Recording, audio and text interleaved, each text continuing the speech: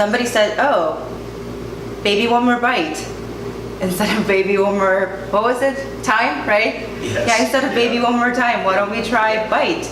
And she liked it, I liked it, and I checked, and the domain was free. So Of course. that was it, yeah. It's Rook, and this is BeyondTheEats.com story number 5, Julia Choi. Give me baby one more bite.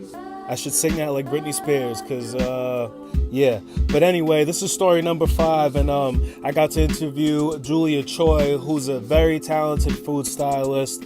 Love her style very much.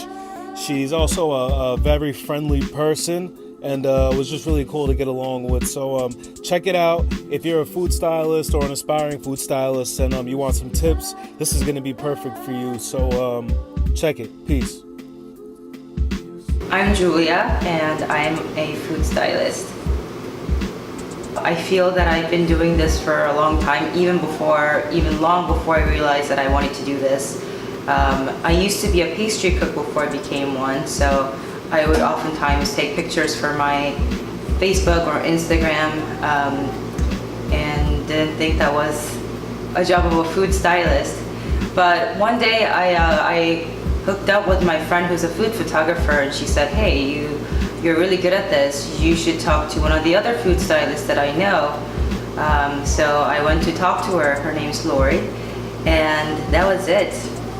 Once I talked to her, and I went to shoot with her, and the rest is just history. Luckily, we live in a time where we have a lot of resources, like on Instagram or on Facebook or internet, and I would come across really pretty pictures like on Martha Stewart or Bon Appetit, just about everywhere. And I would say, oh, that looks really nice, let me try this. That looks really nice, I may try that. So I may have, learned here and there from a lot of the pictures that I came across, but I think the whole process is still very organic to me. It comes very natural, creative process. I think of something and it starts coming out, okay, I should pair this with that, and vice versa. So when I first started out, somebody told me, never compare yourself to other food stylists. And that really stuck with me. And I would probably give the same advice to the food stylists who are starting out, because you could very easily get sucked into what other people are thinking, and once you start comparing yourself to what other people are doing, that could also sometimes create a complex or very easily cut off the flow of your creative process. So I think it's great to look at other people's work and appreciate and learn, but not necessarily put yourself in a competitive position. So that's one advice that I got that I would pass on to the next generation food stylist. If I could go back to the very first time that I started doing it, I would probably tell myself to chill out. I would say have fun, chill out, but also because when you're working, you're, like you said, your head's turning, your wheels spinning, and you have all these ideas. And sometimes when you're in that moment, it's hard to step out and see a bigger picture. So I would most definitely tell myself to chill out, take a step back, and do what I gotta do. But really take that time, I think it's important. I normally bring my tweezer, brushes, and water spray bottle, and ham spray, and regular oil, and little offset spatula, and paring knife. And I also bring what's called a heat gun. It's actually a little thing, a tool that's used to dry paint on the wall.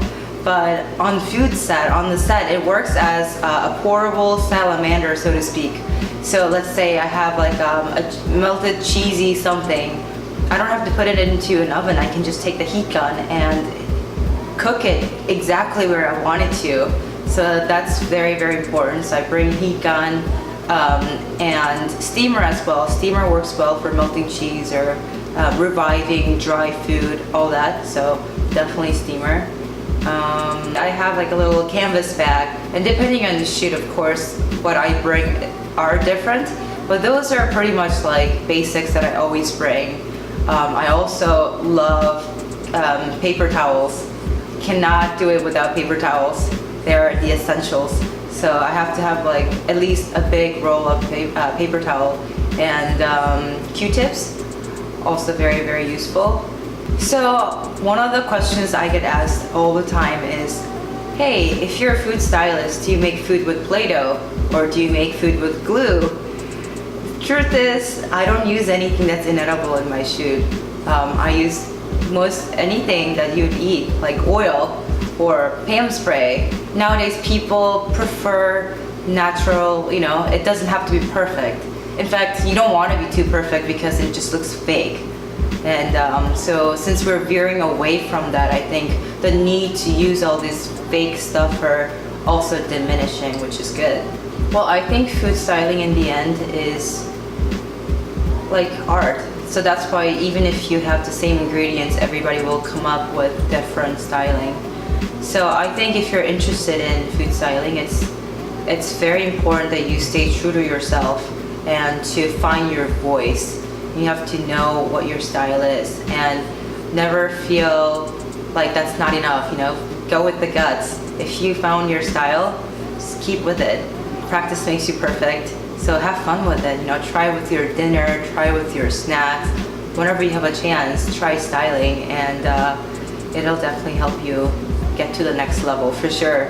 Some of my work can be found on my website at www.babyonemorebite.com. So I have a younger sister. She is a bit of a genius when it comes to coining terms or with words. So one day we're going through all the names. Said, okay, like what's catchy, but also a fun name and reflects who I am. So we're going through a bunch of names, and it kind of dawned on either me or my sister, I don't even remember anymore, but we're talking about 90s pop music, and Britney Spears came on, and then somebody said, oh, Baby One More Bite, instead of Baby One More, what was it, time, right? Yes. Yeah, instead of Baby One More Time, why don't we try Bite? And she liked it, I liked it, and I checked, and the domain was free, so Of course. that was it, yeah.